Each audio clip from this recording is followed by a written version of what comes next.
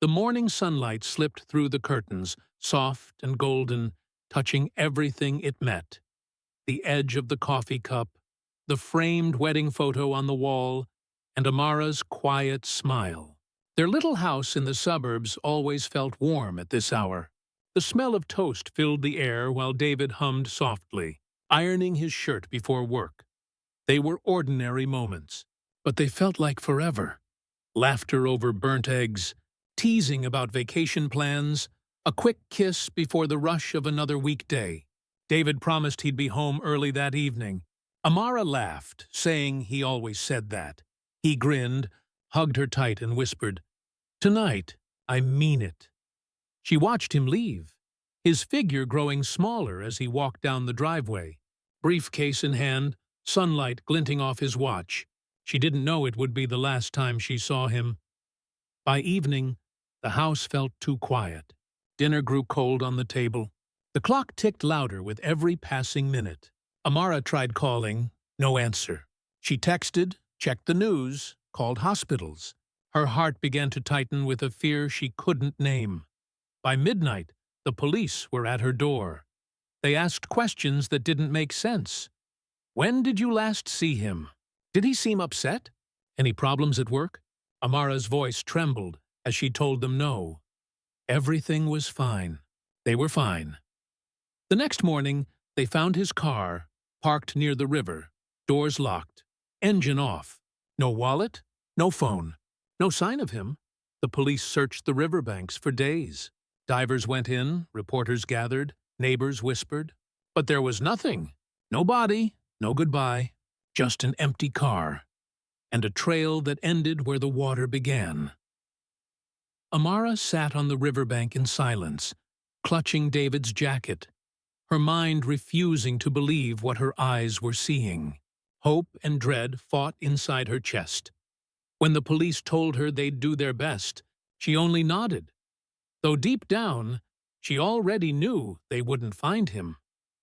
As the sun set over the still water, Amara whispered to herself, voice breaking, "Please, come home." But the river stayed silent. Narration, soft, reflective. I thought the worst day of my life was when he vanished. I was wrong. Days turned into weeks. Weeks quietly slipped into months. And before Amara realized it, a year had passed since David disappeared, swallowed by the same silence that filled their home. The police called it a probable drowning. No signs of foul play. No witnesses. Just another missing person case that faded from headlines as quickly as it appeared. But Amara refused to believe that. Every morning she still brewed 2 cups of coffee. One for herself, one for him. She'd place his mug by the window, beside his favorite chair, as if he might walk in at any moment and smile, like nothing ever happened. The neighbors had stopped asking questions long ago. Even her friends, one by one, began to step away, their well-meant sympathy turning into quiet pity. Therapy sessions blurred together. Words like acceptance and closure filled the air, but Amara couldn't breathe them in. How do you accept something that doesn't make sense? How do you find closure when there's no ending? She filled her days with small routines, cleaning the same rooms, folding clothes he'd never wear again, replaying old voicemails just to hear his voice. At night, she'd lie awake, eyes open, heart waiting for the sound of his key in the door. Every day, she placed fresh flowers beside his framed photo on the dining table. A quiet promise, "I haven't given up on you, but time is cruel." Hope began to rot inside her like something forgotten. The world moved on. She didn't. Then, small things began to disturb her fragile peace. A letter arrived. No return address. Filled with random numbers and half a sentence in handwriting that looked almost like David's. A week later, she noticed strange withdrawals from their old joint bank account. Tiny amounts, but enough to feel deliberate. And once, late at night, her phone rang. A blocked number. She answered with shaking hands. "Hello?" Only silence. Then, for a faint breath, a pause, and the line went dead. Amara sat there for hours, phone still in her hand, staring into the dark. Was it him? Could it be? Or was she just losing her mind from too much grief? People told her to let go, to move forward. But they didn't understand. Letting go felt like betrayal. Moving forward felt like admitting he was never coming back.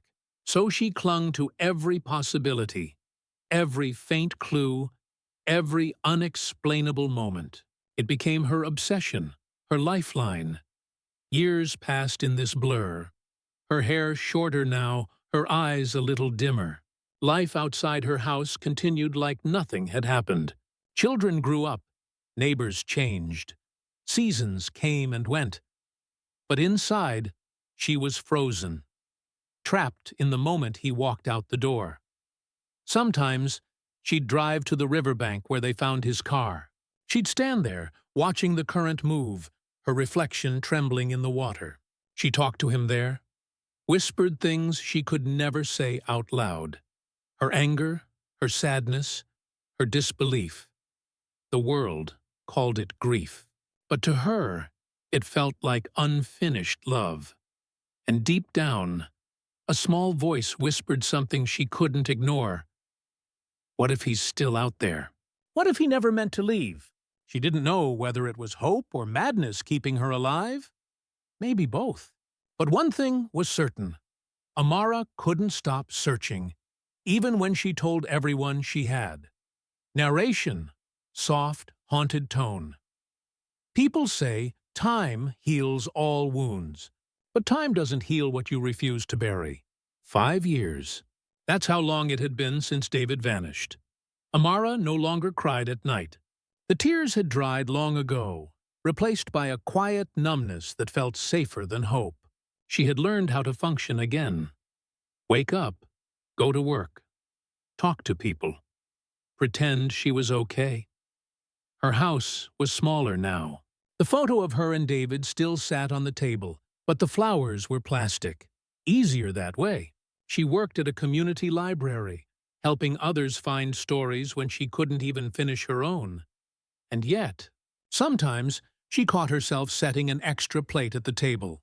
Sometimes she still waited for footsteps that never came. But Amara was trying. She had even started volunteering at a women's shelter, helping others piece together broken parts of their lives. It gave her a sense of purpose she hadn't felt in years. Helping others was easier than helping herself. Her therapist called it progress. Amara called it survival. One rainy evening, she sat on her couch, scrolling absent-mindedly through TV channels. The sound of rain against the windows filled the silence. She stopped on a local news report, coverage of a charity event in another city. A journalist was interviewing people on the street. Amara wasn't really watching, until she froze. Behind the reporter, blurred by the camera's shallow focus, a man crossed the street. Tall, broad-shouldered, with a familiar way of walking. He turned for a brief second, adjusting his jacket. And in that fleeting moment, her breath caught. It was him. Her hands trembled. She leaned forward, eyes wide, heart pounding so hard she could hear it. The screen flickered. She rewound, pressed pause. The image was grainy, the man's face half-turned, but the shape of his jaw, the curve of his shoulders, the scar near his eyebrow. It couldn't be anyone else. David, she whispered. Her mind spiraled. Disbelief, shock, anger, hope, all colliding at once. It can't be. He's gone. I buried him in my heart years ago. She played the clip again. And again, every time, her conviction grew stronger. She barely slept that night.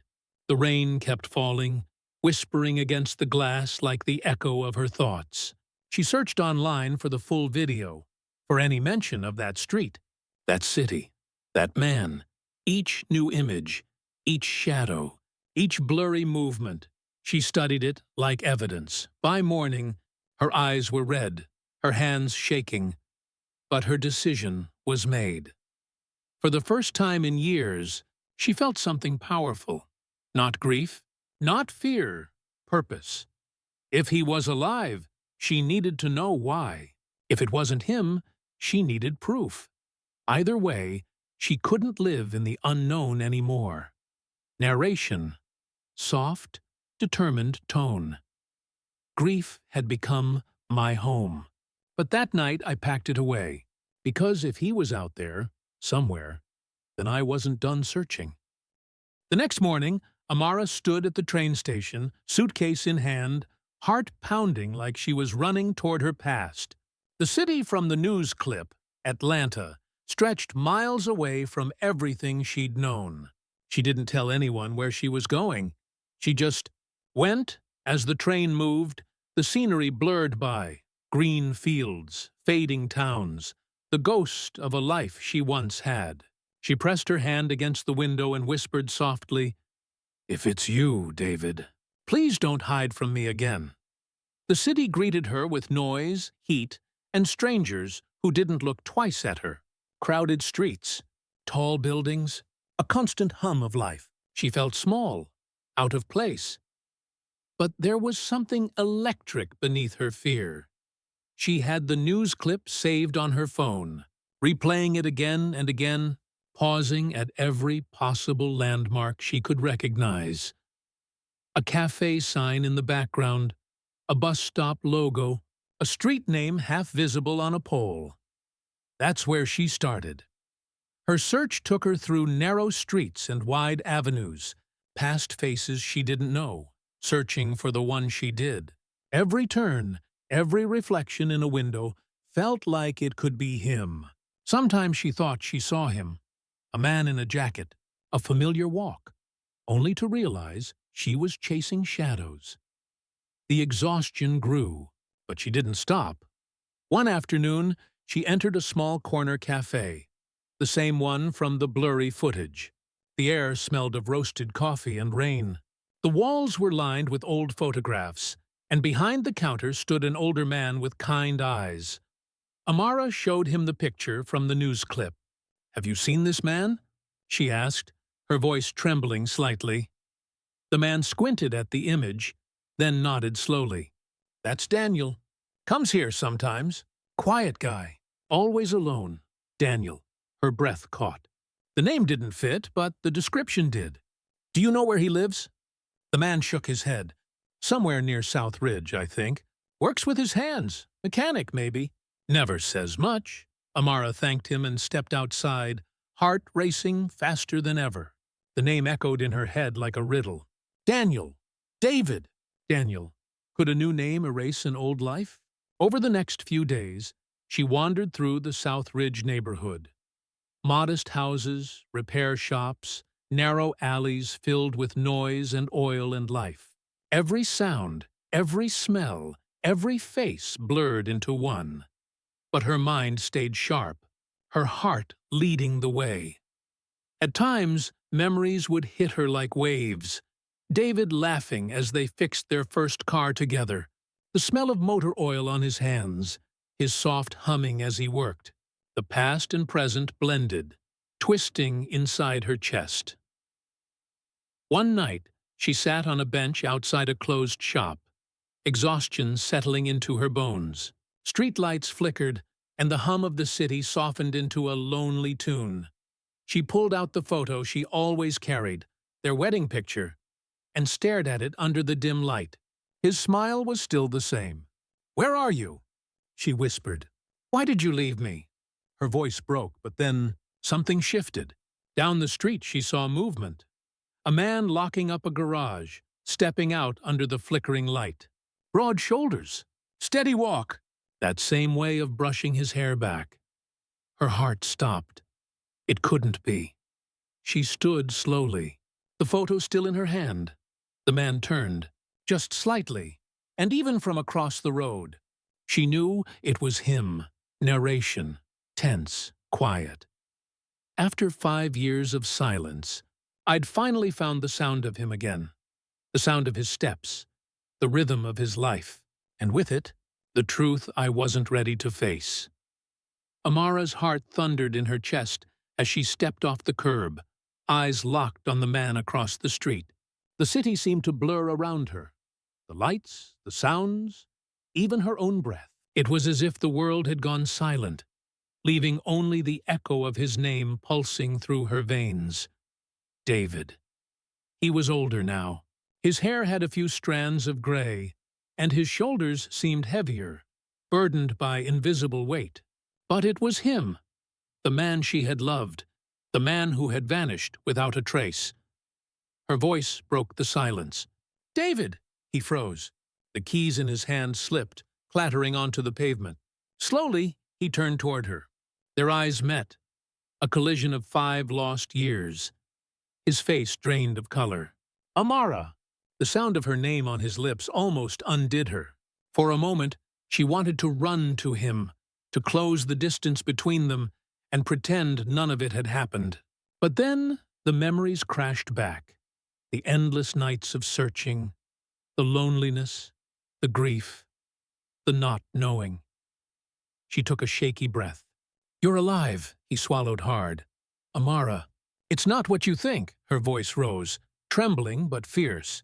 "Not what I think? You disappeared, David. They said you were dead.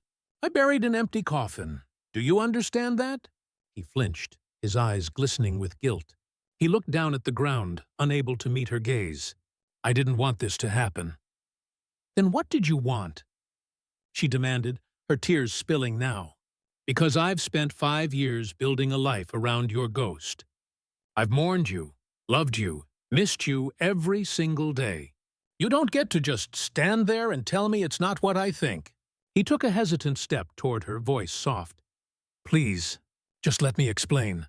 Amara's anger cracked beneath the weight of her pain. "Then talk, David.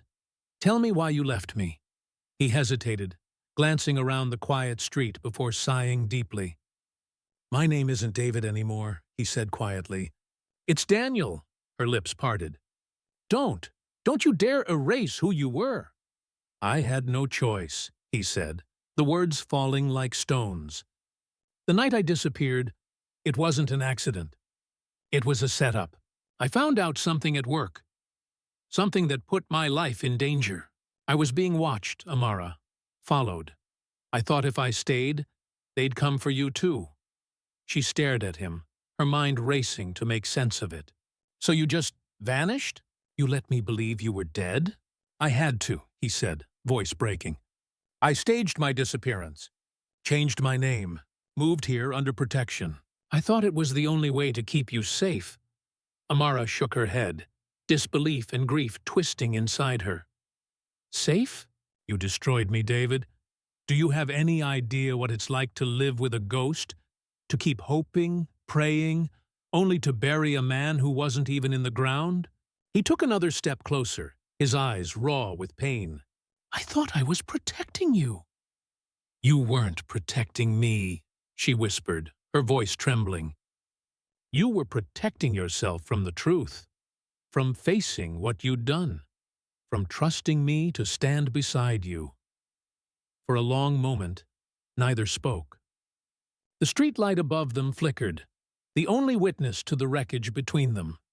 Then, softly, she said, "Why didn't you come back? When it was over? When you could have?" He looked away, shame flickering across his face. "Because by the time it was safe, I wasn't sure if I deserved to." Her chest tightened. 5 years of longing, anger, and love warred inside her. She wanted to hate him. She wanted to forgive him. Both felt impossible. Amara took a slow step back, tears glistening under the streetlight. "I don't know who you are anymore," she said quietly. "But you're not the man I married." David, Daniel, flinched like she had struck him.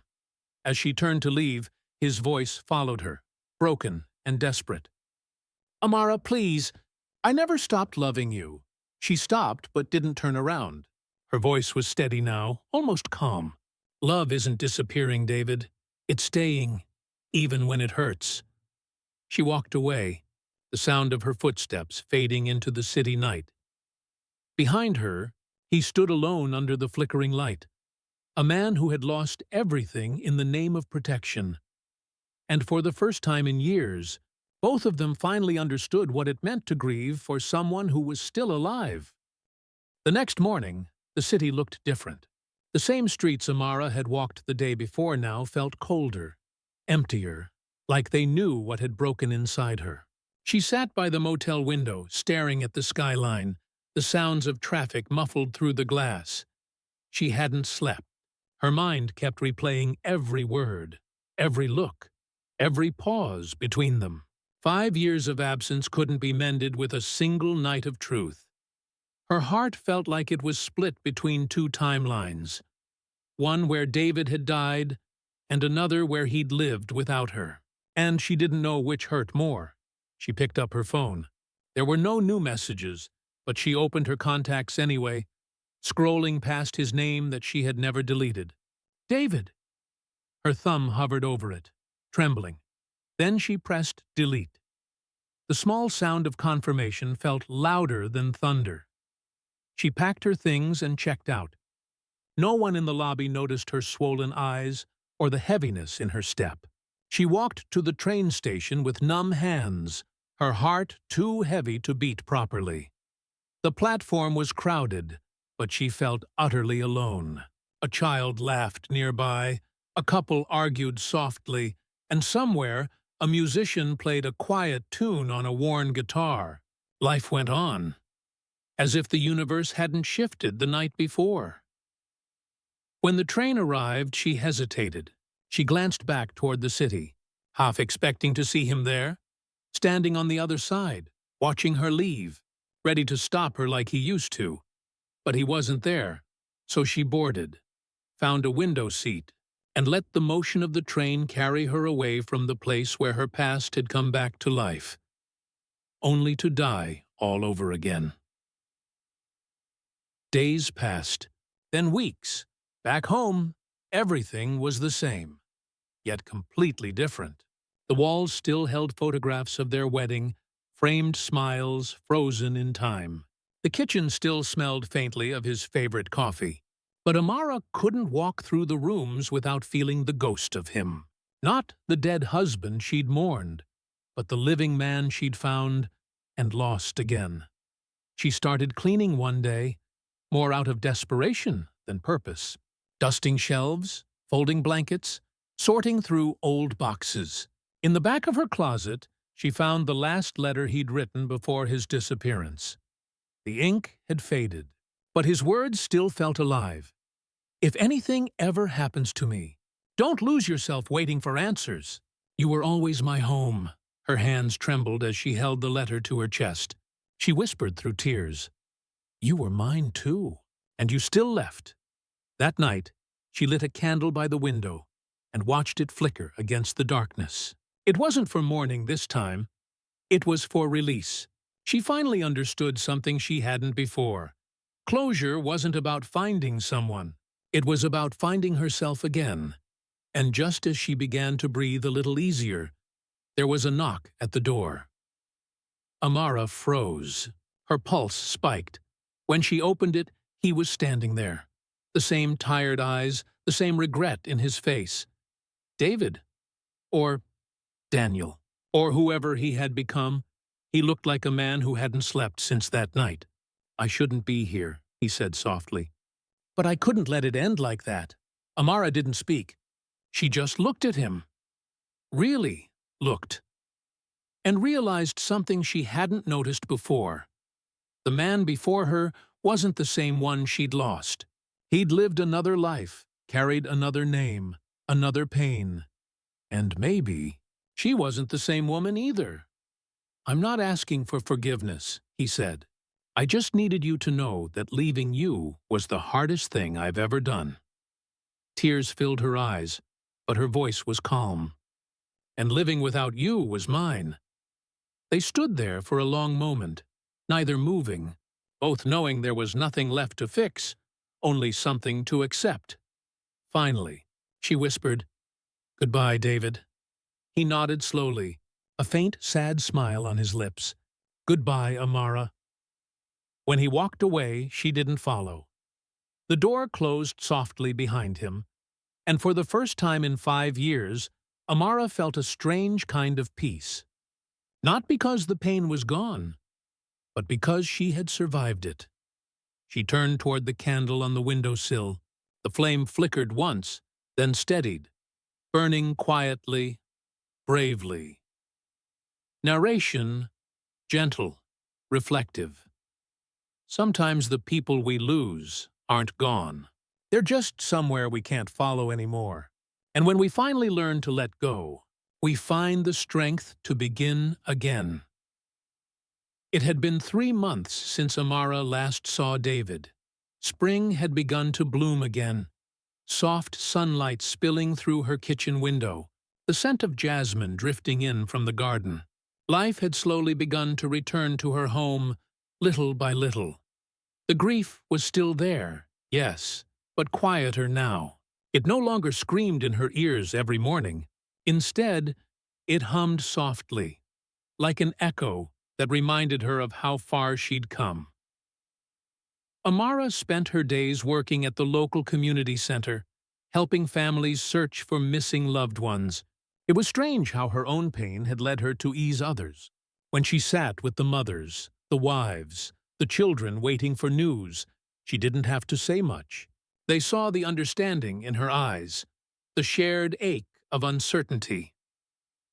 One late afternoon, as she returned home, a small brown envelope waited on her doorstep.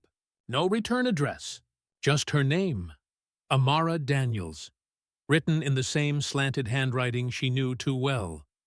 Her hands began to tremble. The world seemed to tilt slightly as she picked it up. Inside was a single folded letter and a worn photograph of her and David at the beach, years ago, before everything fell apart. She unfolded the paper slowly, her heart thudding in her chest. The letter, Amara, if you're reading this, then I'm gone for good this time. I didn't have the courage to face you again. Not after everything I did. Not after what I took from you. But the truth is, seeing you again gave me something I hadn't felt in years. Peace. I was diagnosed with cancer a few months ago. It's spreading fast. The doctors say I don't have much time left. I didn't write this to ask for forgiveness. I know I lost the right to that long ago. I just wanted to thank you. Thank you for finding me. For not giving up, even when I didn't deserve to be found. For reminding me that love, no matter how broken, can still be real. I spent years trying to erase the man I was, the one who made mistakes, who ran away. But when I saw you again, I remembered who I used to be before the lies, before the fear. You gave me back that memory, and that's more than I ever deserved. I'll be buried in the small town where I've been living. No fanfare, no words, just a quiet goodbye. But if you ever come by, you'll know it's me. I asked them to carve one thing on my stone. Found at last. Goodbye, Amara. You were my home, even when I was lost. David Amara's tears blurred the words, but she didn't wipe them away.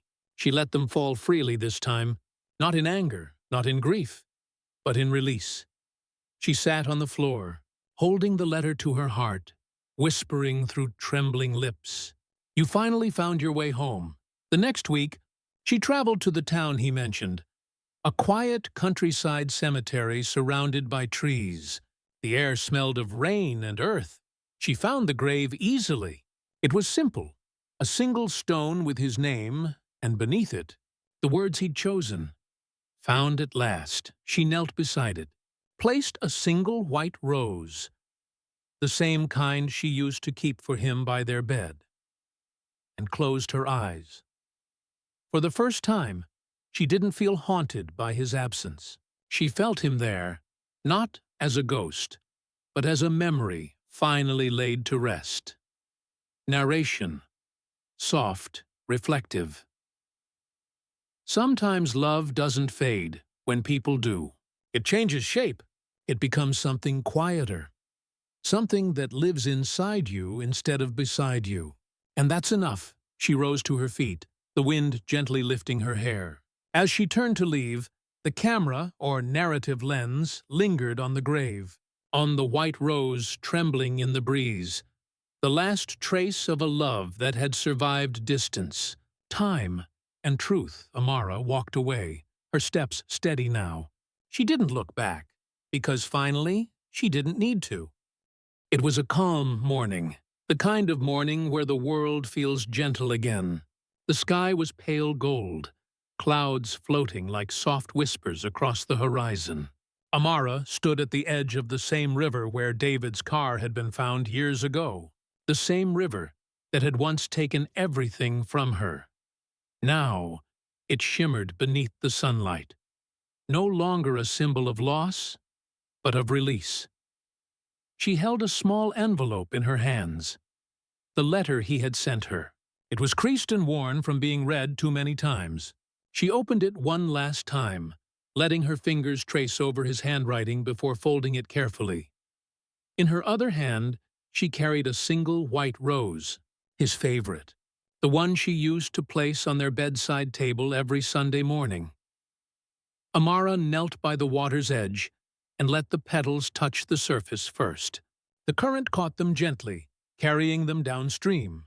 Then she released the letter too, watching as it floated away, slowly sinking, as if the river itself was taking the pain from her hands.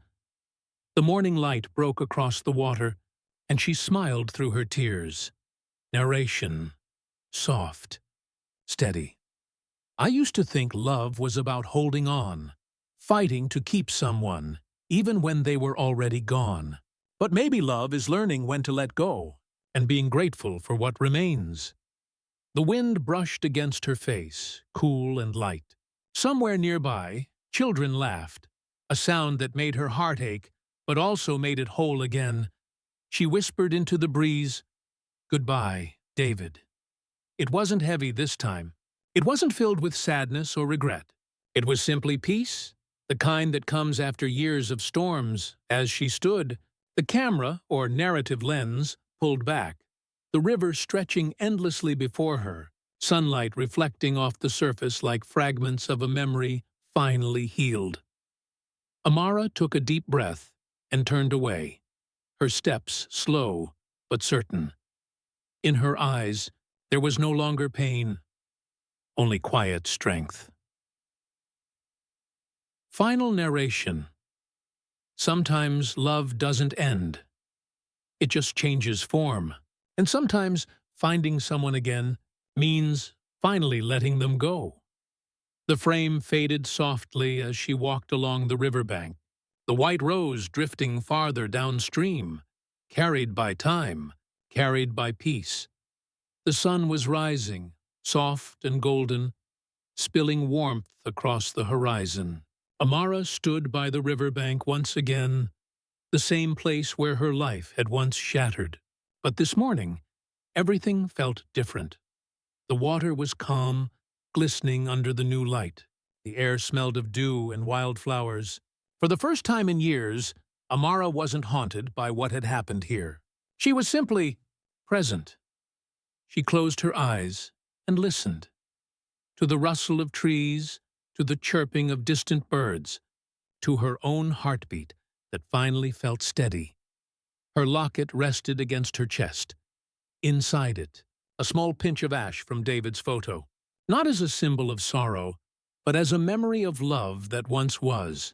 She touched it gently, a faint smile curving her lips. She whispered, "You'll always be a part of me, but I'm ready now." In that moment, it felt like the world exhaled with her. The sun climbed higher, painting her face with gold.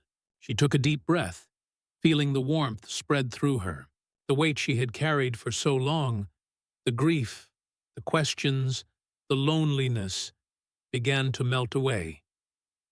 She turned from the river, stepping onto the dirt path that led back toward the town. Her walk was slow but purposeful. There was no rush, no fear, only calm determination. A group of children passed her on their way to school, their laughter echoing through the quiet air. Amara smiled, her eyes soft. For the first time, she didn't feel like life was something happening to her. It was something she was part of again. As she reached the bend in the road, she looked back one last time. The river shimmered, reflecting the sun like a mirror of her own renewal. She whispered softly, almost to herself, "Maybe we don't find peace by forgetting. Maybe we find it by forgiving. Then she turned and kept walking, into the sunrise, into her new beginning. Final narration. Gentle, closing voice. In losing him twice, I found myself once. The camera, or narrative lens, pulled back slowly. Amara's figure growing smaller against the glowing sky, the light embracing her like a quiet promise of hope.